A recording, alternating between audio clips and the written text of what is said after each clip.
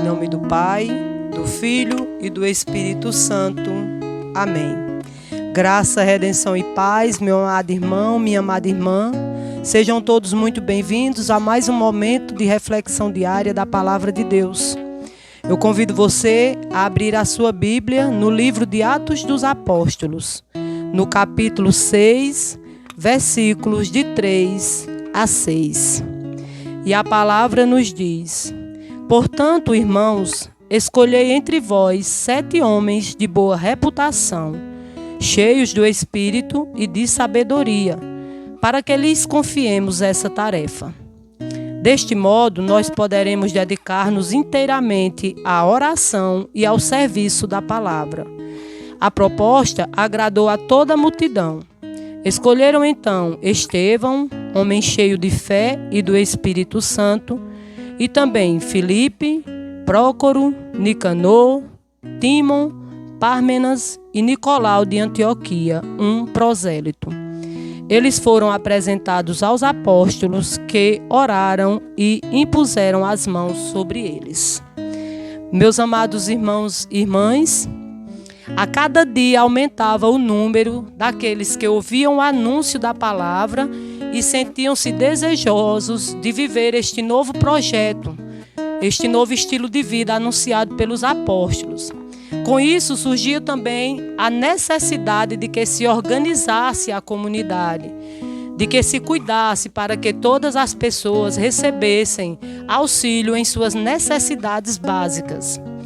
No entanto, os apóstolos não poderiam jamais deixar de anunciar a palavra para cuidar dessas tarefas. Então, os apóstolos aqui mandam que seja designado, escolhido 7 pessoas no meio do povo que tenham boa reputação, que sejam cheios do Espírito Santo e que tenham sabedoria para poder se ocuparem desta tarefa, para que todos aqueles que aderiram à fé recebam por igual aquilo que necessitam. Meus queridos irmãos, nós sabemos que o cristão é chamado a nortear-se em tudo pela palavra de Deus. Hoje, em nosso país, estaremos vivenciando as eleições municipais. Não podemos de forma alguma agirmos como pessoas alienadas que vivem fora da realidade. Fazemos parte de um regime político onde temos de exercer a escolha daqueles que nos governarão, que nos representarão. A palavra de Deus, neste capítulo de Atos dos Apóstolos, vem nos instruir sobre isto, sobre o tipo de pessoa que devemos escolher para governar-nos, para nos representar. E diz que deve ser pessoa de boa reputação, cheio do Espírito Santo e que tenha sabedoria. Ouça bem, meu amado irmão, não basta apenas gozar de boa reputação diante do povo.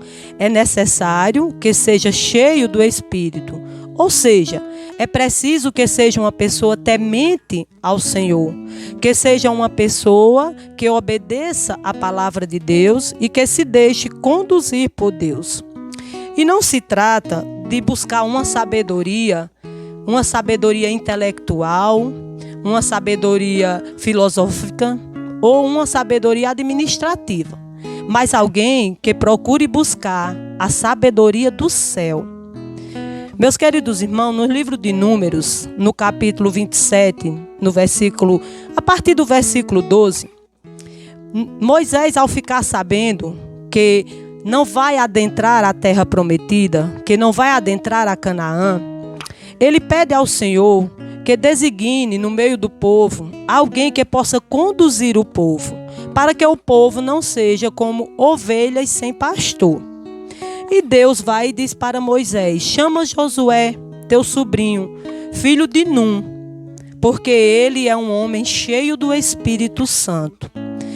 Para dizer que Josué era temente, era obediente ao Senhor e se deixava conduzir por ele.